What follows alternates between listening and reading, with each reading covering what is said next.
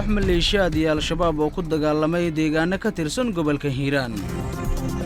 Somaliland oo ciidamo dheeraad ah geysay deegaano ka tirsan gobolada Sool iyo Sanaag. Puntland oo sheegtay in dib loo furay wadooyin ay xireen daadadka ka dhashay roobkii ka da'ay deegaanada maamulkaasi. baarlamaanka Hirshabeelle oo laga dalbaday inay wax ka qabtaan caqabadaha ka taagan deegaanada maamulkaasi. mas'uuliyiin ka tirsan maamulka gobolka Shabeellada Hoose oo tagay deegaano laga saaray al-shabaab oo ka tirsan gobolkaasi. iyo ra'iisul wasaaraha dalka Ethiopia oo dhexdhexaadinaya dhinacyada ku dagaalamaya Suudaan. waa subaxnimo Jimcaha taariikhdan waxay ku beegan tahay 7 bisha 6 sanadka 2019 warkaas oo dhan saaka waxa aqrinaysa wariyeena Xafsa Khaliif Umar. waa mahadsan tahay war soo saaraheena saaka Cali Ibraahim Cabdullaahi. bismillaahir rahmaanir rahiim. dhageystayaal subax wanaag. koox maleeshiyaad ah iyo al-shabaab ayaa ku dagaalamay gobolka Hiiraan. waxaanu dagaalkaasi ku dhaxmaray tuulooyin u dhow deegaanka Halgan ee gobolka Hiiraan, waxaana dagaalkaasi ka dhashay khasaaro sida warkan uu ku faahfaahinayo wariyaheena Farxaan Maxamed Xuseen. deegaanka Halgan oo hoostaga magaalada Beledweyne ee xarunta gobolka Hiiraan ayaa wararka ka imaanaya waxay sheegayaan in halkaasi uu dagaal xoogan ku dhaxmaray maleeshiyaad hubaysan iyo dagaalamayaal ka tirsan al-shabaab, iyadoo dagaalkaasi la sheegayo inuu ka dhashay khasaare kala duwan sida ay sheegeen dadka deegaanka. dagaalka dhaxmaray al-shabaab iyo maleeshiyaadka deegaanka ayaa wuxuu ka dhacay deegaan lagu magacaabo Halgan oo qiyaastii u jira 14 kiiloomitir magaalada Beledweyne ee xarunta gobolka Hiiraan. mid ka mid ah dadka deegaanka oo la hadlay idaacadda Kulmiye ayaa wuxuu ka warbixiyay dagaalka dhaxmaray al-shabaab iyo maleeshiyaadka deegaanka, isagoo sheegay in maleeshiyaadka ay al-shabaab ka soo furteen xoolo fara badan oo ay al-shabaab markii hore ka soo aruuriyeen dadka deegaanka. sidoo kale waxa uu sheegay in al-shabaab dagaalka loogu dilay ilaa iyo 6 dagaalame ragga maleeshiyaada oo sabab xoolaha ay ka kaysteen waxa la yiraahdaa halshan deegaan galgal meel u jirto aan qura ma fahamtay 14 kiiloomitir 15 kiiloomitir meel u dhaxayso waa ma garad. marka halshan halkaas waxay ku aruurin jireen xoolaha oo si kawadka waxay ku magacaabeen halshan ay dadweynaha ay ka soo aruurin jireen oo adiga hal sano ama muddo halshan dhowr bilood ay ku aruursadaan oo meesha ka ragba ay ku biilaan oo halshan xoolaha dhaqo oo meesha ku ilaaliyo marba halkaas xoolaha meesha lagu aruurin jiray waa qaybta bariga ma garad. marka waa lagu soo weeraray marka ayagoo yimid 10 qofood ilaa 15 qofood inta qayqaysta, laakiin inta kale cagtooday maaleen laakiin xaad bartii ay ku dileen.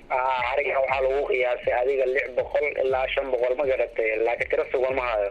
wararkii ugu dambeeyay ee deegaanka laga helayo ayaa waxay sheegayaan in halkaasi ay ka taagan tahay xiisad xoogan oo u dhaxaysa al-shabaab iyo maleeshiyaadka al-shabaab xoolaha ka soo furtay sida ay sheegeen dadka deegaanka, iyadoona ay sheegayaan dadka deegaanka in halkaasi al-shabaab ay ku soo aruuriyeen dagaalamayaal fara badan oo ka tirsan al-shabaab. sidoo kale maanta ayaa la filayaa in maleeshiyaadka ay u qeybiyaan dadka deegaanka xoolaha ay al-shabaab ka soo furteen, isla markaana markii hore al-shabaab ay ka soo aruuriyeen dadka deegaanka. ma jiraan wax war oo ka soo baxay dhinaca dagaalamayaasha al-shabaab oo ku aadan dagaalka ka dhacay deegaanka Halgan ee ka tirsan gobolka Hiiraan, iyadoona uu dagaalka imaanayo xilli maalmihii dambe ay xiisad u dhaxaysay dadka deegaanka iyo dagaalamayaasha al-shabaab. wararka ka imaanaya gobolada Sool iyo Sanaag ayaa sheegay in Somaliland ay ciidamo dheeraad ah geysay deegaano ka tirsan labadaasi gobol. deegaanada ciidanka la geeyay ayaa waxaa ka mid ah Yuube, Hadaftimo, Damal Xagare iyo deegaano kale waxa ay ciidanka Somaliland ku sii wajahan yihiin deegaanadii dhawaan u goosteen ciidanka Somaliland isla markaana ay ku biireen kuwa maamulka Puntland. ciidankan ka tirsan kuwa Somaliland ee gaaray deegaanada ka tirsan gobolada Sool iyo Sanaag ayaa la sheegay in ciidankan ay fulin doonaan amar ka soo baxay Somaliland oo ahaa soo qabashada saraakiishii ku biiray maamulka Puntland. dadka deegaanka ayaa Kulmiye u sheegay in cabsi badan ay ka jirto deegaanada ay tageen ciidamada Somaliland. maalmihii ugu dambeeyay waxa ay xiisad dagaal u dhaxaysay maamulada Puntland iyo Somaliland. Puntland ayaa sheegtay in dib loo furay wadooyin ay xireen daadadkii ka dhashay roobabkii ka daay deegaanada maamulkaasi. kusimaha madaxweynaha dowlad goboleedka Puntland ahna madaxweyne ku-xigeenka Axmed Cilmi Karash ayaa furay dhismaha kumeel gaarka oo Puntland ay ka sameysay wadada halbowlaha u ah isku xirka gobolada dalka. Cumar Maxamed Sooman ayaa warkan faahfaahinaya. kusimaha madaxweynaha ahna madaxweyne ku-xigeenka maamulka puntland axmed cilmi cismaan karaash ayaa si rasmi ah u daafuray dhismo kumeel gaar ah oo maamulka puntland uu ka sameeyey wadada halbowlaha ah ee isku xirta gobolada nugaal iyo bari halkaasoo saameyn xoog leh ay ku yeesheen roobka xilliga goga oo maalmihii lasoo dhaafay ka da-ayay deegaano ka tirsan maamulka puntland. dhismaha wadadan ayaa la dhammaystiray 4 maalmood oo waxyeelo xoog leh ay ka soo gaadhay waxaana inta shaqada laga qabtay ay u dhexaysa magaalada garowe deegaanada siin ujeef iyo xaaji kayr oo gobolka nugaal ka tirsan iyadoo dib loo fasaxay gaadiid badan oo dhowrkii maalmood ee ugu dambeeyey halkaasi ku xanibnaa. kusimaha madaxweynaha ayaa ugu horeyn waxa uu ammaan iyo mahadnaq u jeediyey guddiga gurmadka fatahaadda roobka oo ku guulaystay 24 saacadood inay furaan wadada iyo shirkadaha ka qayb qaadanayay iyo shacabka deegaanada ku nool puntland oo qayb ka qaatay arrimahaasi. sidoo kale madaxweyne ku-xigeenka ayaa waxa uu soo dhoweeyey go-aan ay soo saareen guddiga oo ah in habeenkii gawaarida la joojiyo maadaama wadada ay burburtay islamarkaana dhinacyada wax ka qabad ay u baahan yihiin taasi oo khatar u keeni karta shacabka gawaarida ku safraya waxaana uu guddiga kula dardaarmay in ay shaqada halkaasi ka sii wadaan. waxaan u mahad celinayaa in allaale intii ka qayb qaadatay oo fulisay ballantii aynu qaadnay oo ahayd 24 saacadood wadadii baan hadda furaynaa officially baan u furaynaa. waxaan ku raacsanahay wasiirka arrimaha gudaha iyo wasiirka howlaha guud in habeenkii la xidho baabuurta ay joogsato waayo khatarteedaa badan habeenkii ama meel maxay tahay wax khiyaamaynaysa oo maxay tahay been sheegaysa oo dusha ka daboolan hoostana ka maran baa jirta ama waanay iskuba dhaafi karayn marka saynu khataraha uga digtoonaanno uga badbaadno habeenkii waxaan rajaynayaa in la xidho waana inoo furayaa officially waa inoo furayaa. daafurka iyo dibudhiska wadada go'day waxaa madaxweyne ku-xigeenka ahna sii hayaa xilka madaxweynaha axmed karaash ku wehelinayey guddiga gurmadka fatahaadda roobka xilliga goga ee ka da-ay puntland maamulka gobolka nugaal kan degmada garowe afhayeenka madaxtooyada shirkado wadani ah oo ka qayb qaadanayay dhismaha wadada iyo mas-uuliyiin kale waxaana weli harsan shaqo badan oo xoog leh iyo dayactir lagu samayn doono inta badan hareeraha wadada oo burbur xoog leh uu soo gaaray. waa mahadsan tahay cumar. baarlamaanka maamulka hirshabeelle ayaa laga dalbaday inay wax ka qabtaan caqabado dhowr ah oo ka taagan deegaanada maamulkaasi sida warkan uu ku faahfaahinayo axmed maxamed ibraahim. mukhtaar tuure oo ka mid ah xildhibaanada maamulka hirshabeelle oo la hadlay radio kulmiye ayaa tilmaamay inay haysato shacabka ku nool deegaanada hirshabeelle dhibaatooyin fara badan kuwa ay ka midka yihiin adeegyada bulshada amniga iyo guud ahaan horumarinta deegaanada.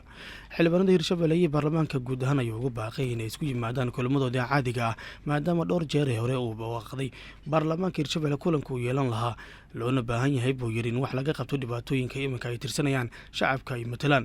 intaa waxuu ku daray hadalkiisa haddii aanan wax laga qaban dhibaatooyinka iminka haysata shacabka hirshabeelle ay noqon doonto xaaladooda ugu dambeyntii mid aanan waxba laga qaban karin. hirshabeelle caqabadaha haysata xaq ilaahay ka haysataa waxaan ilaahay naga badbaadiyey qarax aan haysanno xamartaasaan uga foolnahay.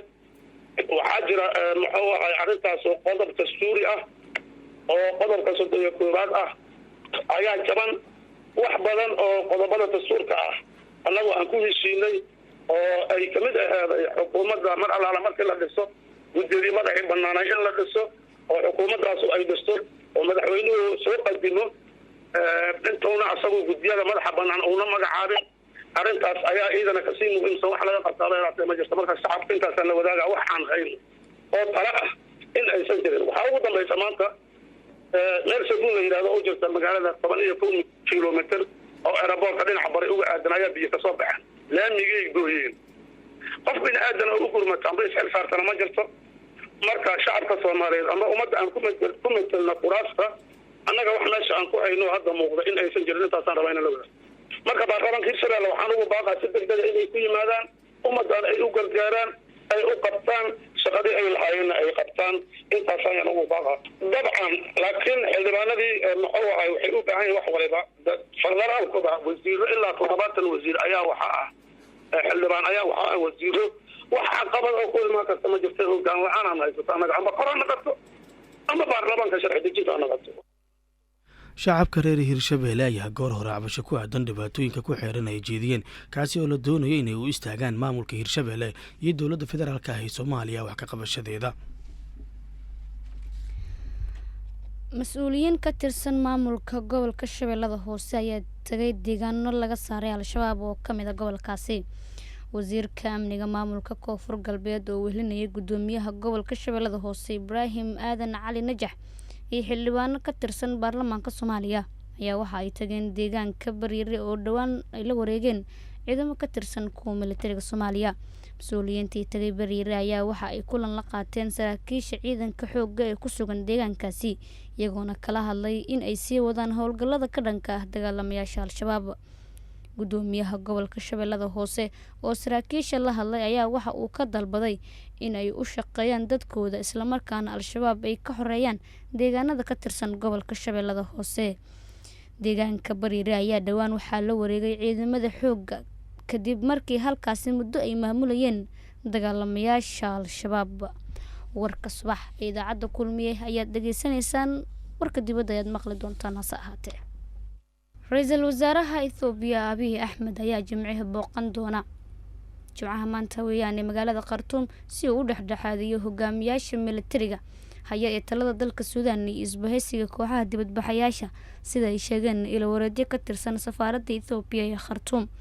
ilawareedyada ayaa u sheegay wakaaladda wararka Reuters in Abiy uu la kulmi doono golaha militariga Suudaan iyo isbahaysiga xoogaga xorriyadda iyo isbeddelka inta lagu guda jiro booqashadiisa halka maalina. dhinaca kale golaha ammaanka iyo nabadgelyada midowga Afrika ayaa Suudaan ka hakiyay xubinnimadii iyo dhammaan dhaqdhaqaaqyadii ururka inta dowlad rayidka looga dhisayo dalkaasi. golaha ayaa go-aankan ku dhawaaqay kadib kulan ay xubnaha golaha maanta ku yeesheen magaalada Addis Ababa.